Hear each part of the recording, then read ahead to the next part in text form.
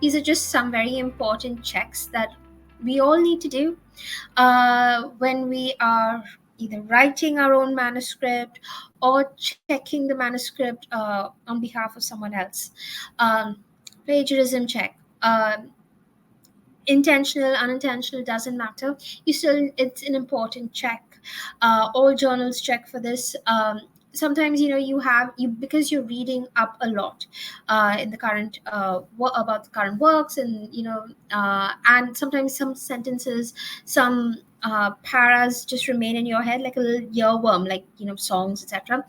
So you might unintentionally or inadvertently type that out while you're writing your manuscript, or sometimes you genuinely just don't know how to um, explain things in your own words, and that's a perfectly understandable challenge, but that still doesn't mean that you can lift words from somebody else's work. In those cases, you need to go and sort of get support from either someone who is more comfortable with the language, who will understand what you're trying to get at, and then rewrite it in a way that makes sense and is still true to your intention without being exactly the same as what you've read up somewhere else.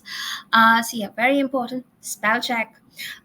Journals often require either American English spellings or British English spellings, sometimes even Oxford English spellings. So I think scientific reports requires Oxford and not just British English. So there's the whole ISE and IZE ending. So you want to check that, and then you want to make sure that you've changed the correct spell check settings on your MS Word.